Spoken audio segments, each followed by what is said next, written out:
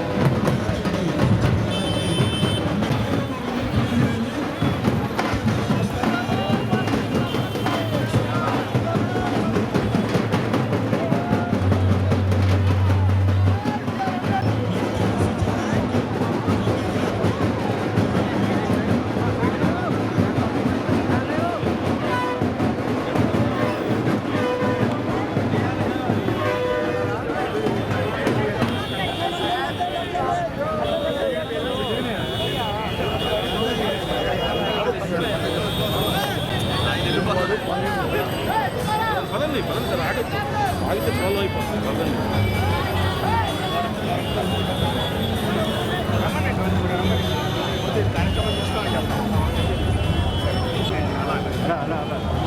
పర్వాలేదు పర్వాలేదు sir sir PS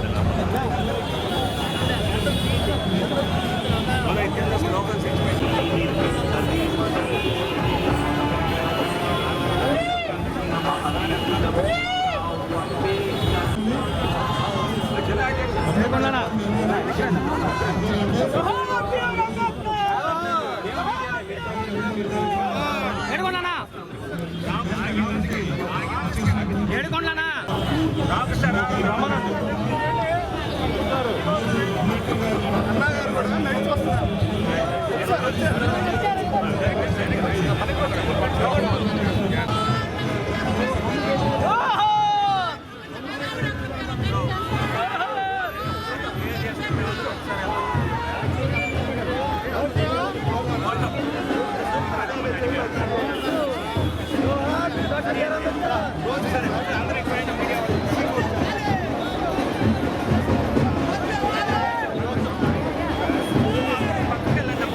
జరగండి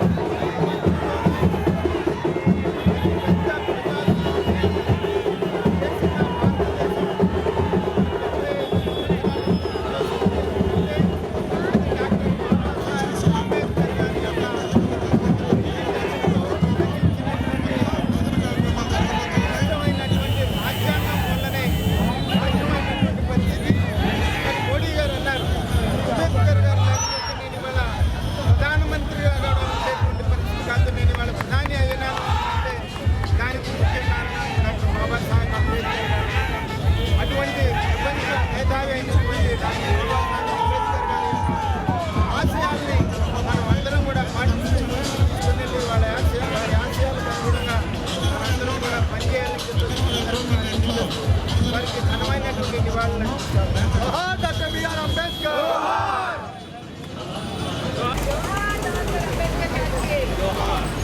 జోహార్ డాక్టర్ బిఆర్ అంబేద్కర్. జోహార్ డాక్టర్ బిఆర్ అంబేద్కర్.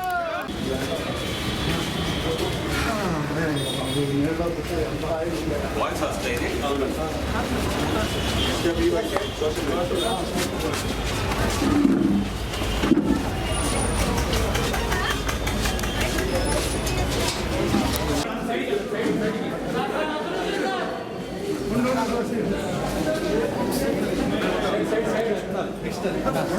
అటే అటే అందరూ అటే అదే ఉండండి.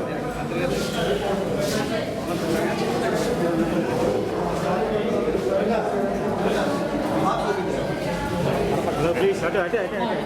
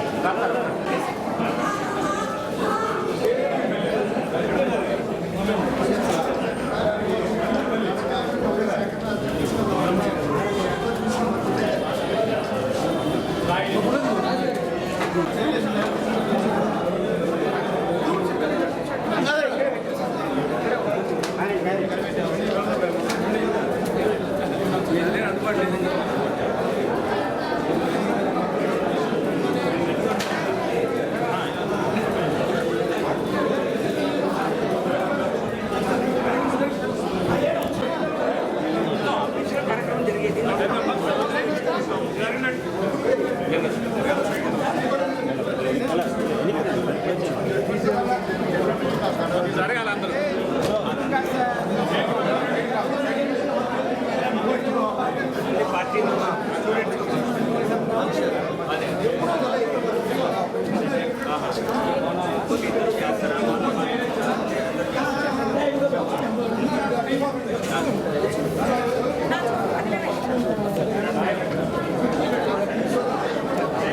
మీరు ఒక్క నిమిషం ఆగండి. ఒక్క నిమిషం మాట్లాడింది వీడియో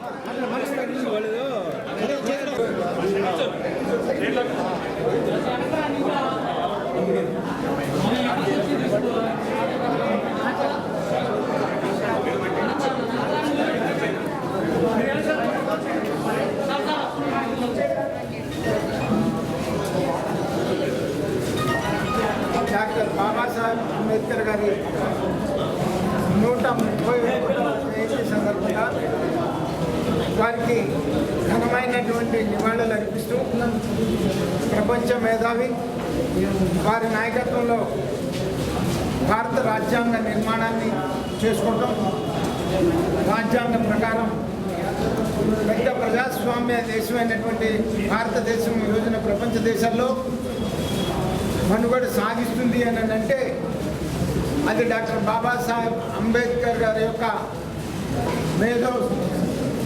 మేధోతనం మేధస్సు వల్లనే మరి ఈ రోజున మనం భారతదేశం ముందుకెళ్తున్నటువంటి పరిస్థితి. అంటరానితనాన్ని రూపుమాపాలని, సమానత్వం కావాలని, అందరికీ విద్యా అవకాశాలు కల్పించాలని, అందరికీ చూడడానికి కల్పించాలని మరి తాను తన మేధాశక్తితో ప్రతి వ్యవస్థని కూడా ఆ వ్యవస్థ పరిధిని మరి నిర్మాణం చేసి ఆ పరిధిలో ఆయా వ్యవస్థను నడిచేటట్టు మన భారత రాజ్యాంగ నిర్మాణం చాలా క్లియర్గా క్లారిటీగా ఉంది. ఈ రోజున నరేంద్ర మోదీ గారు డాక్టర్ బాబాసాహెబ్ అంబేద్కర్ గారి యొక్క ఆశయాలకు అనుగుణంగా ఆయన పనిచేస్తూ ఆయన ఏమన్నారంటే, అంబేద్కర్ గారే కనుక లేకపోతే నేను ఇవాళ ఈ దేశానికి ప్రధాని అయ్యేవని కాదు అని చెప్పడం. మరి ఆయన ప్రధానమంత్రి అయిన తర్వాత డాక్టర్ బాబాసాహెబ్ అంబేద్కర్ గారిని మరి పంచతీర్థ ఆయన చదువుకున్న ప్రాంతాలు కానీ, ఆయన నివాసం ఉన్నటువంటి ప్రాంతాలు కానీ, ఆయన పుట్టినటువంటి ప్రాంతాలు కానీ ఇవన్నింటినీ కూడా మరి ప్రజలు సంరక్షించుకునేలాగా ఆయన చరిత్రని ప్రపంచానికి తెలియచేయాలనేటువంటి ఉద్దేశంతో అది నరేంద్ర మోదీ గారు వచ్చిన తర్వాతనే సాధ్యమైందని చెప్పేసి సందర్భంగా తెలియజేస్తూ వారికి మరొకసారి ఘనమైనటువంటి నివాళులు అర్పిస్తూ వారి ఆత్మశాంతి చేకూరాలని భగవంతుని ప్రార్థిస్తూ సెలవు. జోహార్ డాక్టర్ బిఆర్ అంబేద్కర్. జోహార్ డాక్టర్ బిఆర్ అంబేద్కర్. भारत माता की, भारत माता की जोहार डॉक्टर बी.आर. अंबेडकर. సాధిద్దాం సాధిద్దాం డాక్టర్ అంబేద్కర్ గారి ఆశయాలను, డాక్టర్ బిఆర్ బాబాసాహెబ్ అంబేద్కర్ గారి జన్మ జయంతిని పురస్కరించుకొని ఈ కార్యక్రమానికి వచ్చేసిన మీ అందరికీ కూడా పేరు పేరున వందనాలు. భారతదేశం అత్యంతగా గర్వించేటువంటి భారతదేశ ముద్దుబిడ్డ, భారతదేశ రాజ్యాంగ సృష్టికర్త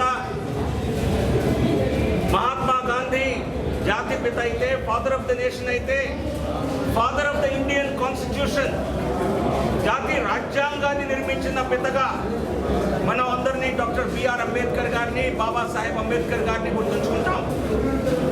ఈరోజు చూస్తే గుంటూరు పట్టణంలో మరి డాక్టర్ అంబేద్కర్ గారిని స్మరించుకోవడానికి వేలాది సంఖ్యలో ఇక్కడ అందరూ రావటం, డాక్టర్ అంబేద్కర్ గారి స్ఫూర్తిని గుర్తు చేసుకోవటం, అన్ని రాజకీయ పార్టీలు కూడా ఈ రోజున గతంలో విస్మరించినటువంటి పార్టీలు కూడా ఈరోజు డాక్టర్ అంబేద్కర్ గారిని గౌరవించాలనేటువంటి ఆలోచన విధానంతో ముందుకు రావటం, ఆయన చేసినటువంటి కృషి వల్ల ఈరోజు సర్వ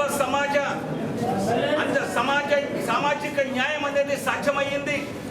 ఇప్పుడే కన్నా గారు చెప్పినట్లుగా నరేంద్ర మోదీ గారు ఒక పేద కుటుంబం నుంచి వచ్చి ఒక చిన్న వెనుకబాటు గురైనటువంటి సమాజం నుంచి వచ్చి కూడా దేశ ప్రధాని అయ్యారంటే అది మన ప్రజాస్వామ్యంలో, మన రాజ్యాంగంలో బిఆర్ అంబేద్కర్ గారు క్రియేట్ చేసినటువంటి వ్యవస్థ కారణంగానే సాధ్యమయ్యింది.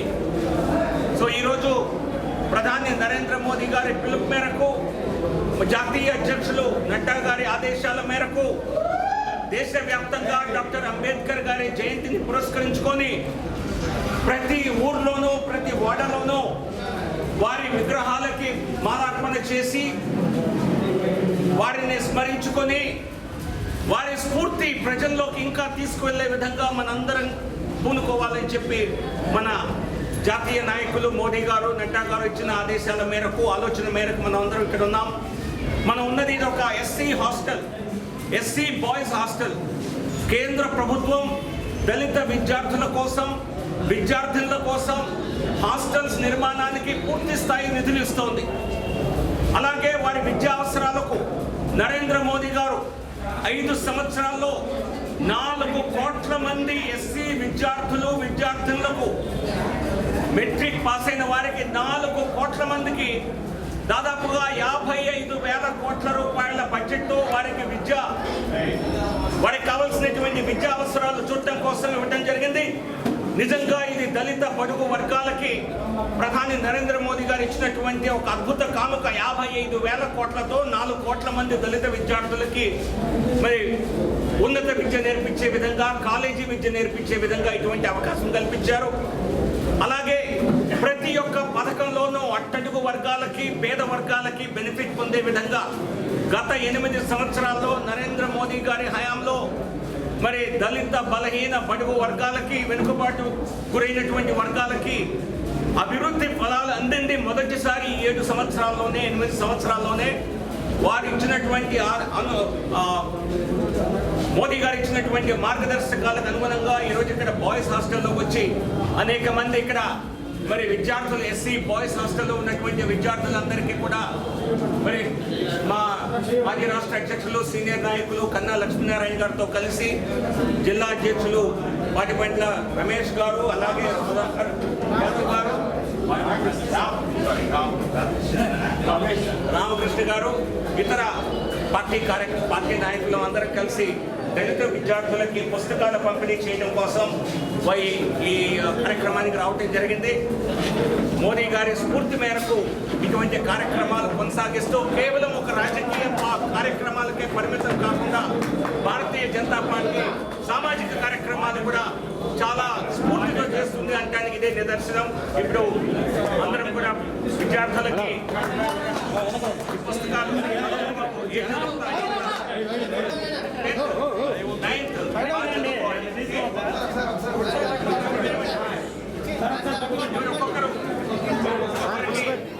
పుస్తకాలు పిల్లలు పిల్లలు రమ్మని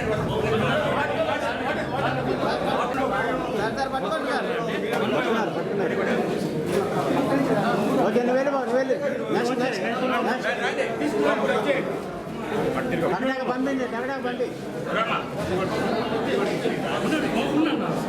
తీసుకురాలి పదండి.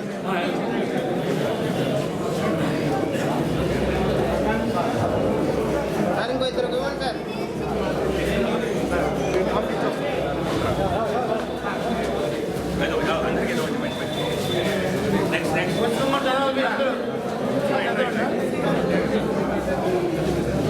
ఓకే ఓకే బాబు నెక్స్ట్ నెక్స్ట్ తీసుకున్నాడు పదండి పద పద పద నెక్స్ట్ సార్ ఫ్రూట్స్ ఇవ్వండి ఇవ్వండి తీసుకోండి వెళ్ళిపోవాలి. కూడా కట్టుకోరా కొంచెం సార్ ఫ్రూట్స్ కూడా ఇవ్వండి సార్ బాబు చేయదండి చేయదండి ఫ్రూట్స్ కూడా ఒకసారి ఇవ్వండి తీసుకొని పంపించాలి ఇచ్చిన వాళ్ళు పంపించాలి. ఓకే ఓకే పద పద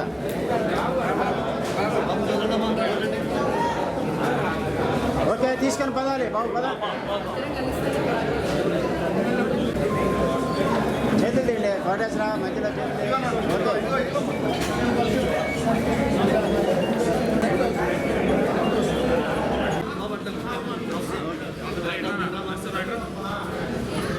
రండి ఫాస్ట్గా బాబు రండి రండి చెప్తారు. ఓకే బాబు ఈరోజు స్ట్రీట్ వెండర్స్ అసోసియేషన్ తరఫున పేరండి నరసింహారావు గారికి ఎంతమంది స్ట్రీట్ వెండర్స్ ఉన్నారు కింద 30,000. నేను ఇందాక చెప్పినట్లుగా నరేంద్ర మోదీ గారి ప్రభుత్వం కరోనా సమయంలో దాదాపుగా 80 కోట్ల మందికి ఉచితంగా 3,40,000 కోట్ల రూపాయల వరకు ఉచిత ధాన్యాన్ని ఇవ్వటమే కాకుండా బండ్లు నడుపుకునేటువంటి వారికి చిన్న చిన్న వ్యాపారాలు చేసుకునే వారికి స్వానిధి పథకం కింద ప్రతి ఒక్కరికి 10,000 రూపాయలని మరి స్వానిధి పథకం ప్రధానమంత్రి స్వానిధి పథకం కింద ఇవ్వడం జరిగింది. మున్సిపల్ సర్టిఫికేట్ ఎవరికైతే బండి నడిపే వారికి ఉందో వారందరికీ ఇవ్వడం జరిగింది. మీకు అందిందా ఇది? సో ఎవరెవరికి అందలేదో మున్సిపల్ సర్టిఫికేట్ ఉండి అందకపోతే ఎవరికన్నా నాకు తెలిసి కోట్ల సంఖ్యలో ఇవ్వడం జరిగింది. కాకపోతే దానికి ఇక్కడ జగనన్న అని చెప్పి స్టిక్కర్ వేయడం జరిగింది. సో కాబట్టి స్టిక్కర్ మారిందేమో కానీ పథకం అదే 10,000 రూపాయల వరకు వర్కింగ్ క్యాపిటల్ బ్యాంకుల ద్వారా ఇవ్వడం జరిగింది. ఒకవేళ అది కనుక మీకు రాకపోతే ఖచ్చితంగా మా జిల్లా నాయకులు మా జిల్లా అధ్యక్షులు రామకృష్ణ గారు వాడిపల్లి రామకృష్ణ గారు మా స్టేట్ సెక్రటరీ సుధాకర్ యాదవ్ గారు అలాగే చెండు సాంబశివరావు గారు పార్టీ స్పోక్స్ పర్సన్ చెండు సాంబశివరావు గారు అలాగే కోట రామకృష్ణ గారు వీరంతా ఇక్కడ గుంటూరులో ఉండేవారే. వీరందరి కార్యక్రమంలో భాగస్వాములే. వీరితో ఎవరితోనైనా సంప్రదించి అటువంటి వ్యక్తుల పేర్లుంటే ఇస్తే నేనే బ్యాంకుతో స్వయంగా మాట్లాడి వారినందరికీ రుణం మీకు ఆల్రెడీ వచ్చి మరి వేరే స్టిక్కర్ వేసుకొని ఉంటే దానికి నేను చేయలేను. ఒకవేళ ఈ పథకం మీ దగ్గరికి రాకపోతే మీరు బండి నడిపేవారు మీరు 2,000 మంది అసోసియేషన్ అంటారు 3,000 మంది అసోసియేషన్ కింద ఎవరికి పరిచయం తెలుసా? వీరికి సుధాకర్ యాదవ్ గారిని స్వయంగా సంప్రదిస్తే ఆయన నాకు కనెక్ట్ చేస్తారు. ఎవరికి పథకం దక్కకపోయినా ఆ సమాచారం ఇవ్వండి. కాబట్టి దానికి ఒక సర్టిఫికేట్ ఉండాలి, మున్సిపల్ సర్టిఫికేట్, ఆ లైసెన్స్ ఉంటే సర్టిఫికేట్. ఓకే, మరొకసారి అందరం కలిసి డాక్టర్ అంబేద్కర్ గారికి జోహార్లు అర్పించి ముందుకెళ్దాం. డాక్టర్ బిఆర్ అంబేద్కర్ గారికి జోహార్. డాక్టర్ బిఆర్ అంబేద్కర్ జోహార్. Doctor B R Ambedkar.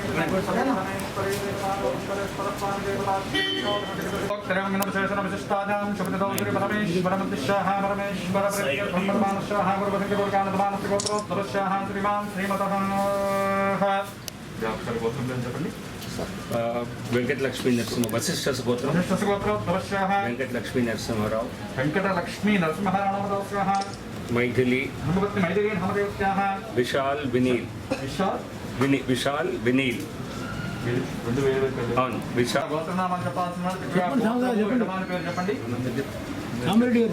శ్రీవత్స పాండురంగ విఠల్ శర్మ సకుటుంబ పేరేళ్ల గోత్రం సుధాకర్ యాదవ్ సకుటుంబం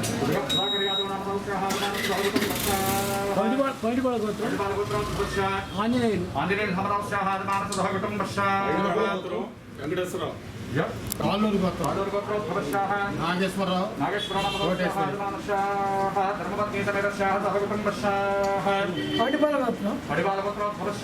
రంగారావు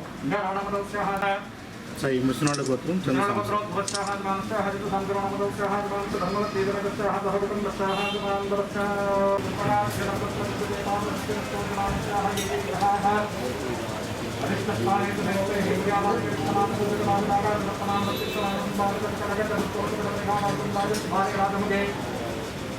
सर्वदा सर्वत्र नित्यदेवताभवति महाकाली महालक्ष्मी महासरस्वती स्वरूपात्मिका श्री शाकम्भरी परमेश्वरी देवता लक्ष्मीरूपेण मातृरूपेण शक्तिरूपेण संस्थिता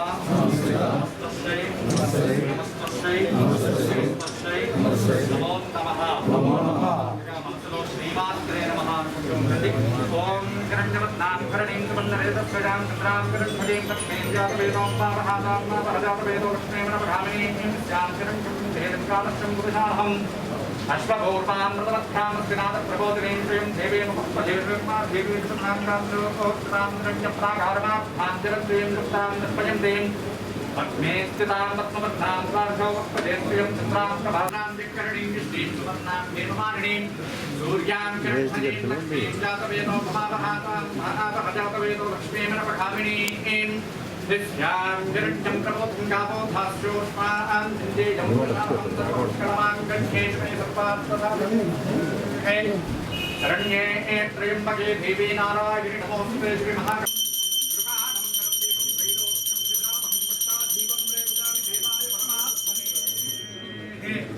रागिमां नरकात्मरा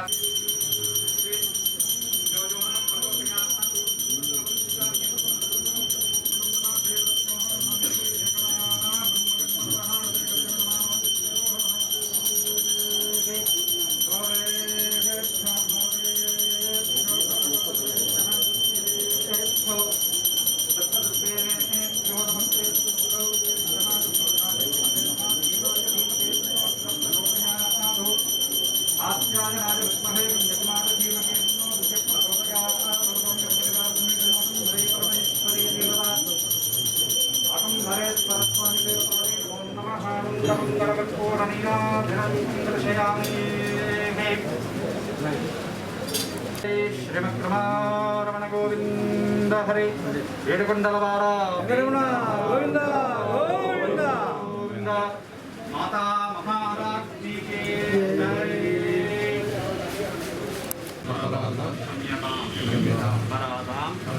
సహస్రాణి क्रियन्ते अहर्निशं मया दासोऽहं इति मां मत्वा क्षमस्व परमेश्वर क्षमस्व परमेश्वरी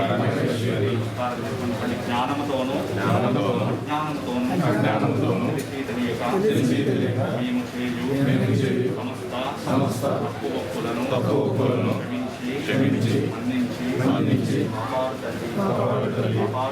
కాపాడు తండ్రి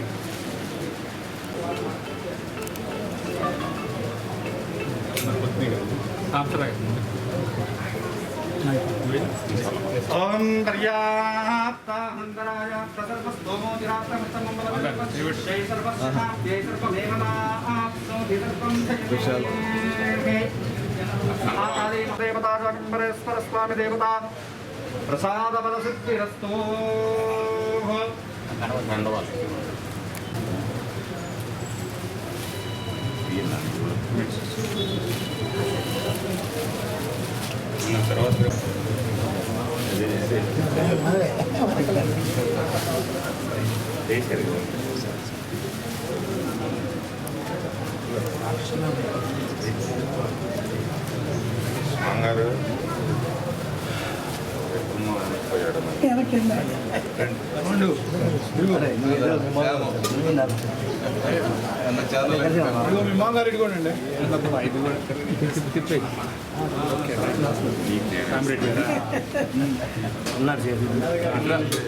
సుధా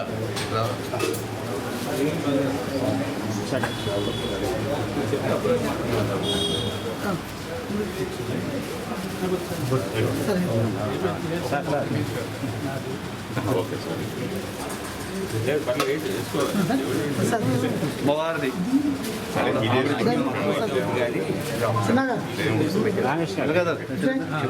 మంచి బాగుంది నీకు రండి ముందు ఏ సంవత్సరాలు 95 నుంచి నాన్నగారికి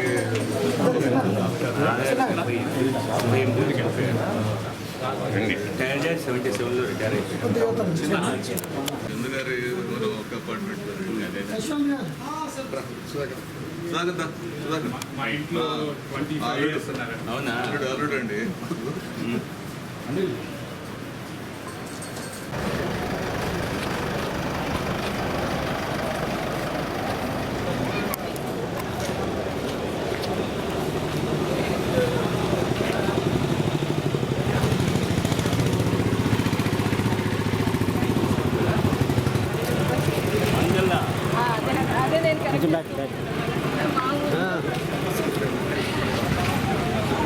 మాది కొత్త జిల్లా అయిందనుకోండి, పల్నాడు జిల్లా మాది. ఎంపీ గారితో మంచి కవర్ చేసేటటువంటి ఫోటో ఉంది. ఒకసారి నిలబడి రామచంద్ర గారు టేపు బాగా గుడిలో సరిగ్గా రాలేదు.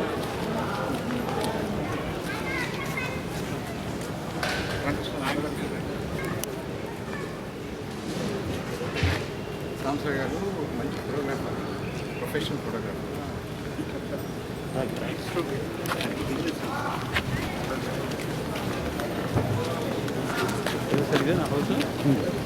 ఏ ఏరియా ఇది?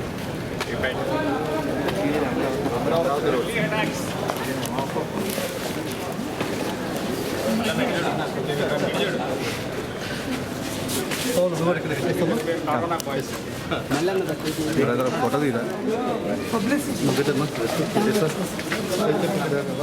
ఓపెన్ చేసి కెమెరా ఓపెన్ చేయమ్మా.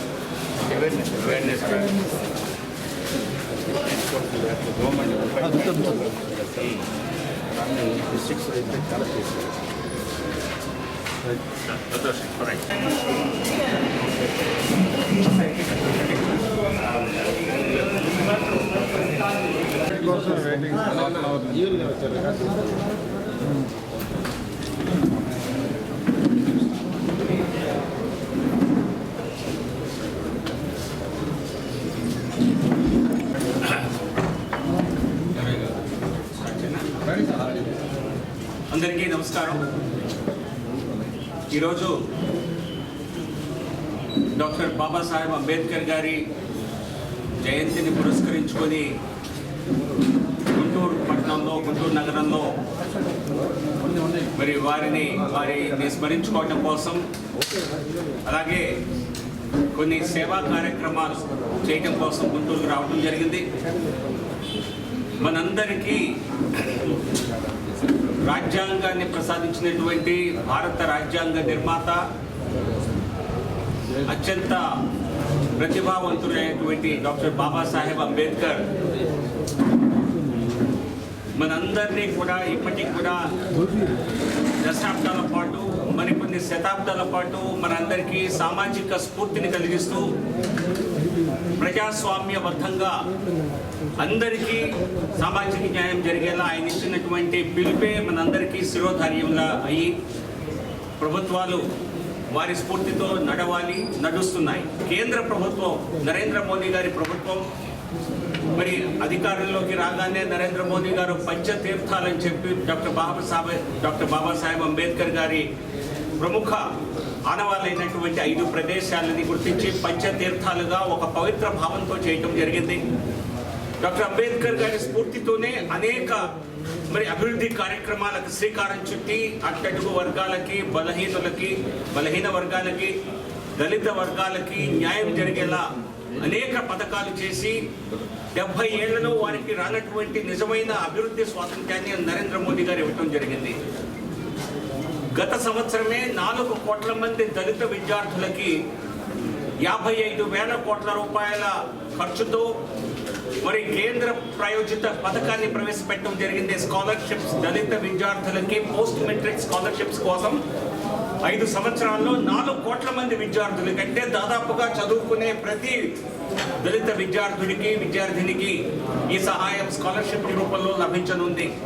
కానీ మన రాష్ట్రంలో కేంద్ర ప్రభుత్వం, నరేంద్ర మోదీ గారు మరి అన్ని వర్గాలకి బెనిఫిట్ చేయడం కోసం పెట్టిన పథకాలని కొన్నిటిని సరిగ్గా అమలు చేయటం లేదు. ఇవాళ డాక్టర్ అంబేద్కర్ గారి జయంతిని పురస్కరించుకొని ఈ విషయాన్ని స్పష్టంగా చెప్పాలి. ఎందుకంటే దళిత వర్గాలకి, పేద వర్గాలకి బెనిఫిట్ కోసం కేంద్ర ప్రభుత్వం ఇచ్చిన పథకాలని పక్కన పెట్టి ఆ నిధుల్ని, కేంద్రం నుంచి వచ్చిన నిధుల్ని డైవర్ట్ చేస్తూ తమ రాజకీయ ప్రాయోజిత పథకాలకు వాడుకుంటోంది తప్పితే కేంద్ర ప్రభుత్వం ఇచ్చిన సామాజిక న్యాయాన్ని అందేలా చేయటం లేదు. గత 2 సంవత్సరాల్లో దళిత విద్యార్థులకు ఇచ్చేటువంటి పోస్ట్ మెట్రిక్ స్కాలర్షిప్స్ దాదాపుగా సగం తగ్గించేసింది రాష్ట్ర ప్రభుత్వం. ఈ వివరాలు నాకు పార్లమెంట్లో ప్రశ్నల రూపంలో, సమాధానాల రూపంలో నాకు స్వయంగా ఇవ్వటం జరిగింది. ఏమైందని వాకప్ చేస్తే ఈ కేంద్ర ప్రభుత్వం ఇచ్చేటువంటి పోస్ట్ మెట్రిక్ స్కాలర్షిప్స్ దళిత విద్యార్థులకు అందనివ్వకుండా దాన్ని కూడా వేరే పథకాలకి మరల్చి, లేదా అమ్మఒడి పథకం కింద ఇచ్చేసామని చెప్పి చేతులు దులుపుకునేటువంటి పని జగన్మోహన్ రెడ్డి గారి ప్రభుత్వం చేస్తోంది. అలాగే మరి షెడ్యూల్ కాస్ట్ ఫైనాన్స్ కార్పొరేషన్ ద్వారా, national schedule caste finance corporation ద్వారా దళితులకి ఉపాధి కోసం ఇచ్చినటువంటి నిధులను ఏదైతే ఉందో అవి కూడా దారి మరల్చి వాటిని కూడా ఇష్టారాజ్యంగా వాడుకుంటోంది. షెడ్యూల్ కాస్ట్ సబ్ ప్లాన్ కింద కేంద్ర ప్రభుత్వం అదనంగా ఇచ్చేటువంటి నిధుల్ని కూడా సరిగ్గా వాడకుండా, వారికి ప్రయోజనం జరగకుండా, దళిత వర్గాలకు ప్రయోజనం జరగకుండా ఈ ప్రభుత్వం అడ్డుకుంటోంది.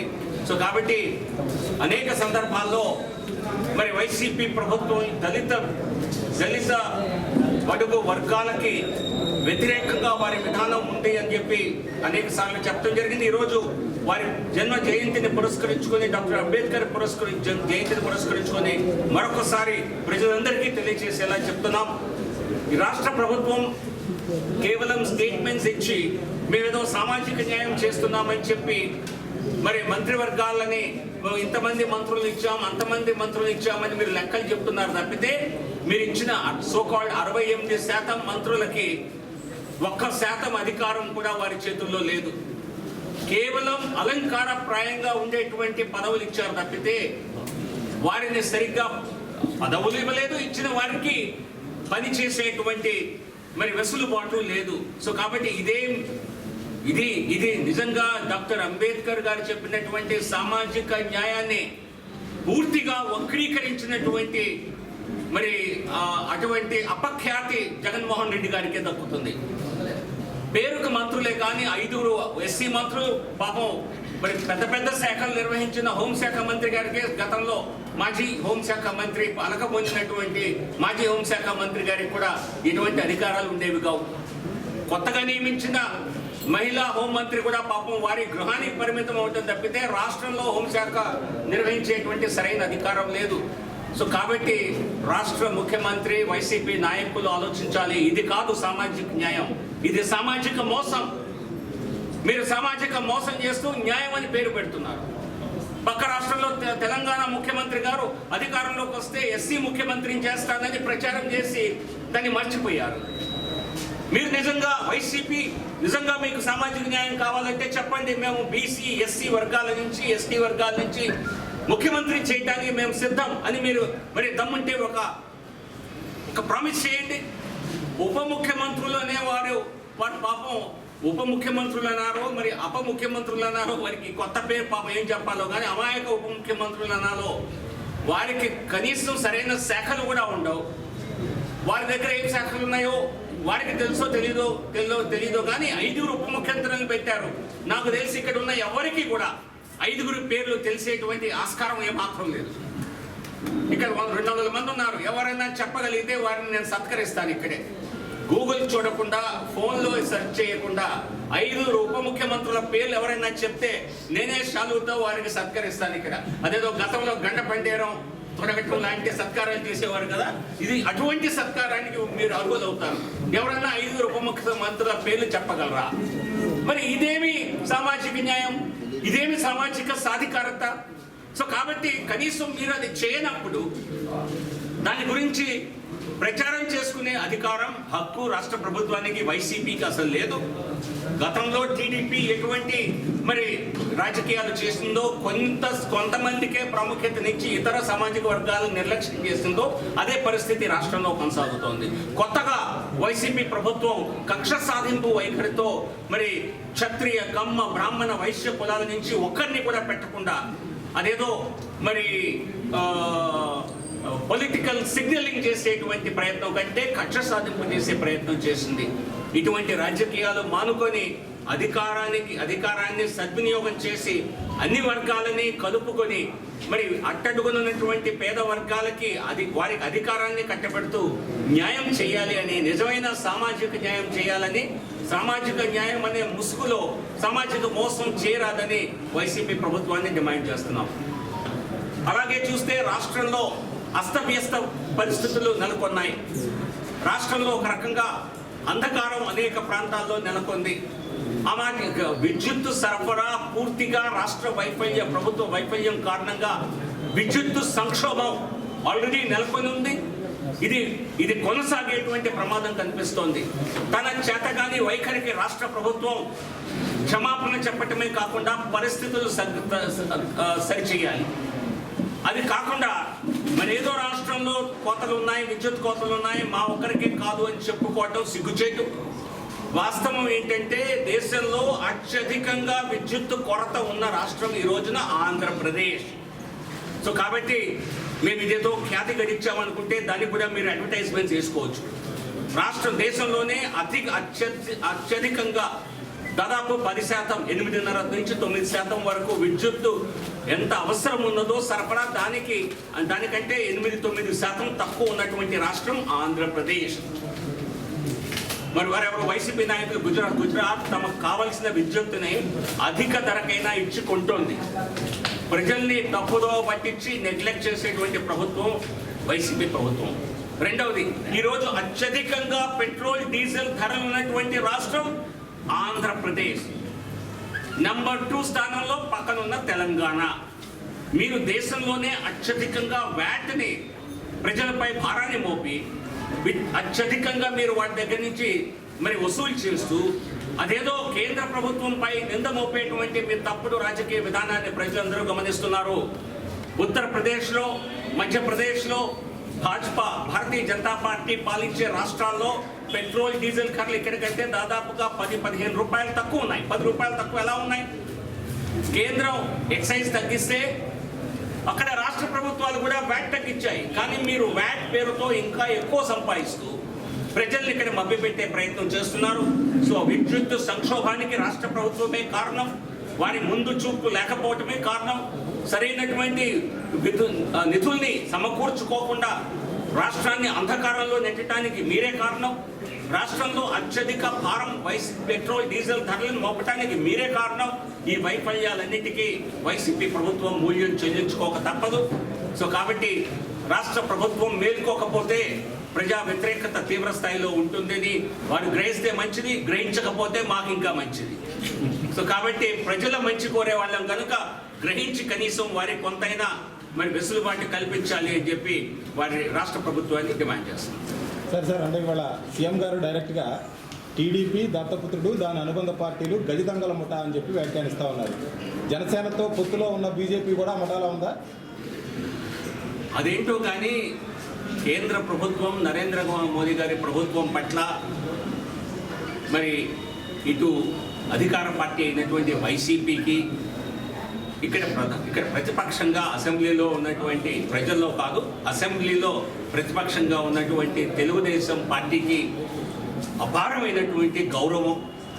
మరి కేంద్ర ప్రభుత్వం విపరీతంగా మరి ఆంధ్రప్రదేశ్కి విరివిగా సహాయం చేస్తుంది అన్నటువంటి భావం వాళ్ళలో కూడా నెలకొంది. కాబట్టి మమ్మల్ని వారెప్పుడు విమర్శించినట్టుగా నాకైతే దృష్టికి రాలేదు. పార్లమెంట్లో కూడా చూస్తుంటాను, ఎప్పుడైనా మమ్మల్ని విమర్శిస్తారేమో, ఎందుకంటే మాకు ఇక్కడ ఇక్కడ వారికి ప్రధాన ప్రతిపక్షంగా మేమే ఎదగాలని చూస్తున్నాం.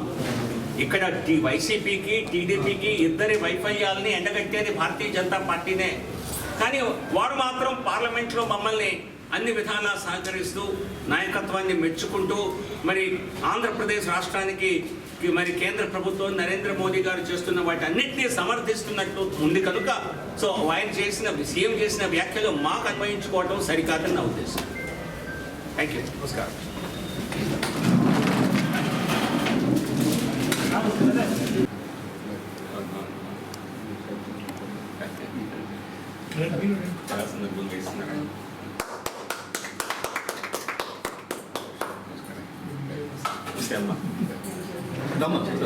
పిల్ల దగ్గర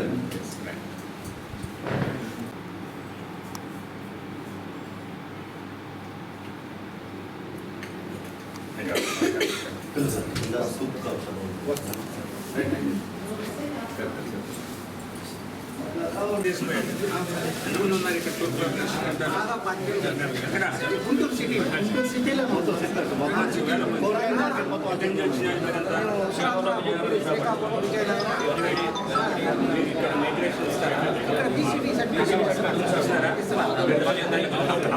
ఉన్నట్లు చూపించాలా? వైజాగ్ లో చాలా ప్రాబ్లం ఉంది.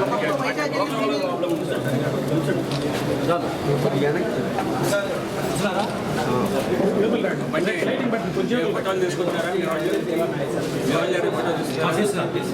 ఇవాళ ఫోటోలు ఇచ్చి మీడియాకి మీకు ఇక్కడ గుంటూరులో కానీ ఇతర జిల్లాల్లో అక్కడి నుంచి వచ్చిన సమస్యలు ఉన్నాయా? ఓబీసీ ఇస్తున్నారు కదా, మీకే బీసీడీ ఇస్తున్నారని చెప్పి అదే స్టేట్లోనే ఇస్తున్నారు. కానీ కేంద్రం వచ్చారు మీరు అది ఆ 3 జిల్లాలకే పరిమితం. అదో కొత్త సమస్య. ఎంత వస్తుంది? ఆల్రెడీ ఆ స్టేట్ తూర్పు కాబట్టి స్టేట్ లెవెల్లో మేము బీసీడీ హోదా పొందుతున్నాం సార్. ఆ సర్టిఫికేట్ లో మీకు బీసీడీ సర్టిఫికేట్ ఇస్తారు కదా, దానిలో ప్లేస్ ఏ జిల్లా నుంచి వచ్చారు అన్నది రాస్తున్నారా? కేవలం లోకల్ డిస్ట్రిక్ట్ అయితే ఇది కొత్త సమస్య. దీనికి తెలుస్తాం ఎంతమంది ఉన్నారో చెప్పి రాష్ట్ర ప్రభుత్వం నుంచి అన్ని జిల్లాలకి విస్తరించాలని ఏదన్నా ప్రతిపాదన ఉందా అని అడిగితే కేంద్రం అటువంటి ప్రతిపాదన ఏది రాష్ట్రం నుంచి రాలేదని చెప్పింది. ఇప్పుడు 3 జిల్లాల్లో ఉన్నటువంటి విశాఖ, విజయనగరం, శ్రీకాకుళం జిల్లాల వారికి తూర్పు కాపులకు మాత్రమే ఈ రిజర్వేషన్ ఫెసిలిటీ ఉంది. కాకపోతే నిన్న విశాఖపట్నం వెళ్ళినప్పుడు ఏం చెప్పారంటే విశాఖపట్నంలో ఉన్న వాళ్ళకు కూడా మీరు శ్రీకాకుళం, విజయనగరం నుంచి వచ్చినట్టుగా ఆధారాలు చూపించండి అని చెప్పి మైగ్రేషన్ సర్టిఫికేట్ అడిగి వాళ్ళని ఇబ్బంది పెడుతున్నారని తెలిసిన సందర్భంలో నిన్న తూర్పు కాపు సంఘం వాళ్ళందరినీ తీసుకువెళ్ళి ఉత్తరాంధ్ర తూర్పు కాపు సంఘం అధ్యక్షుడిని వారి ఇతర కార్యవర్గ సభ్యుల్ని తీసుకొని కలెక్టర్ని కలిసి కలెక్టర్ మల్లికార్జున గారి విశాఖపట్నంలో చెప్పడం జరిగింది. ఇది వారికి రాజ్యాంగపరంగా సంభవించిన హక్కుని మైగ్రేషన్ సర్టిఫికేట్ అడగటం అంటే ఆ హక్కుని కాలరాయటమే. అటువంటి ఇబ్బంది పెట్టరాదు, ఇటువంటి ఒక డైరెక్షన్స్ ఇవ్వాలి అందరి రెవెన్యూ ఆఫీసర్స్ కింద వారికి చెప్పడం జరిగింది. త్వరగా చేయమని అభ్యర్థించాను. అలా చేయకపోతే దీన్ని జాతీయ స్థాయిలో దీన్ని తీసుకువెళ్తానని, జాతీయ NCBC national commission for backward క్లాసెస్లో దీన్ని ప్రస్తావిస్తానని వారికి చెప్పడం జరిగింది. త్వరగానే ఈ అంశంపై పరిశీలించి పరిష్కరిస్తామన్నారు. కొన్ని జిల్లాలకే పరిమితం చేస్తూ తూర్పు కాపుల్ని అనే ఒక కమ్యూనిటీని తీసుకున్నప్పుడు అన్ని జిల్లాల్లో ఇవ్వాలి అన్నది ఒక పక్క వాదన అయితే, అది ఖచ్చితంగా దాన్ని కూడా ముందుకు తీసుకెళ్లే డిమాండ్తో ముందుకు వెళ్తాం. రాష్ట్ర ప్రభుత్వంపై ఒత్తిడి తీసుకొస్తాం. తూర్పు కాపులు ఏ జిల్లాలో ఉన్నా వారికి రిజర్వేషన్ ఫెసిలిటీ ఇవ్వాలి అని చెప్పి వారిని ప్రెషర్ చేయటం జరుగుతుంది. కానీ మరోవైపు ఉత్తరాంధ్ర జిల్లాల నుంచి వచ్చి ఈరోజు మనం గుంటూరులో ఉన్నాం. గుంటూరులో దాదాపుగా 25,000 మంది మరి తూర్పు కాపులు ఉన్నారని చెప్తున్నారు. వీరందరికీ కూడా మరి రాష్ట్రంలో రిజర్వేషన్ దొరుకుతోంది కానీ జాతీయ జాబితాలో జరగటం లేదు. ఇది రాష్ట్ర ప్రభుత్వం చేసినటువంటి అనవసరపు సంక్లిష్ట ప్రక్రియ. ఎందుకంటే ఇప్పుడు వీళ్ళకి రాష్ట్ర జాబితాలో ఇస్తున్నారు కానీ కేంద్ర జాబితాలో ఇవ్వటం లేదు. సో రాష్ట్ర ప్రభుత్వం నుంచి కేంద్రానికి అభ్యర్థన పంపించే విధంగా వారికి నేను రాష్ట్ర ప్రభుత్వంపై ఒత్తిడి తీసుకొస్తాను. అలాగే జాతీయ కమిషన్ కూడా, national commission for backward classes కూడా, అలాగే కేంద్ర ఓబీసీ శాఖ మంత్రి, కేంద్ర సంక్షేమ శాఖ మంత్రి అయినటువంటి వీరేంద్ర కపూర్ గారి దృష్టికి కూడా తీసుకువెళ్తాను. మీకు న్యాయం జరిగే విధంగా ఖచ్చితంగా ప్రయత్నిస్తాను. రోజుకొక సంక్లిష్ట ప్రక్రియ కనిపిస్తోంది. రిజర్వేషన్ ఇచ్చినప్పటికీ కూడా అది పొందలేనటువంటి ఇబ్బంది అనేక వర్గాల్లో కనిపిస్తోంది. ఇవన్నీ పరిష్కరించే ప్రయత్నం చేస్తాను.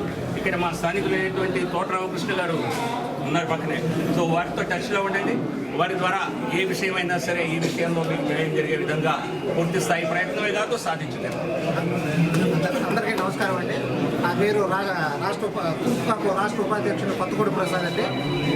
గత దాదాపు 30 సంవత్సరాల నుంచి ఇక నుంచి మా సమస్యని ఏంటంటే రాష్ట్రంలో ఇంతవరకు ఏ నాయకుడు కూడా మమ్మల్ని ఒక ఓటర్గానే వాడుకున్నారే తప్ప మా సమస్యని లేవనెత్తడం మొట్టమొదటి వ్యక్తి జీవీఎల్ గారు. ఎందుకంటే నేషనల్ లెవెల్లో మా సమస్యని గొంతుని వాయిస్ని వినిపించిన వారి అందుకని మా హృదయపూర్వక ధన్యవాదాలు చెప్తున్నాము. ఇక నుంచి కూడా మా సమస్యను వారు చెప్పినట్టుగా తోట సమస్యను ప్రస్తావించడం కాదు, ఉన్న సమస్యలన్నింటినీ పరిష్కరించే ప్రయత్నం చేస్తాం, సాధిస్తాం. ఇది ఇంకోటి విషయం కూడా, బీజేపీ గురించి ఒక మాట చెప్పాలి. నేను సమస్య మీద ఉన్నప్పుడు ఇదే ఖమ్మంపాటి హరిబాబు గారు కూడా, ఎందుకంటే వాళ్ళ యొక్క అంటే సింప్లిసిటీ నేను చూస్తున్నాను. నేను డైరెక్ట్గా అప్పుడు చూపుడు రంగరాజు గారికి డైరెక్ట్గా ఫోన్ కొట్టి దాదాపు 4 ఏళ్ల క్రితం కూడా ఖమ్మంపాటి హరిబాబు గారు కూడా నాకు రికమెండేషన్ లెటర్ రాసి దగ్గరుండి నువ్వు ఎట్లా కావాలంటే అట్లా చేయండి అని నాకు చెప్పారు. వారికి కానీ బీజేపీ రాష్ట్ర సభ్యులకు కానీ అందరికీ నా హృదయపూర్వక ధన్యవాదాలు. Thank you sir. నమస్తే.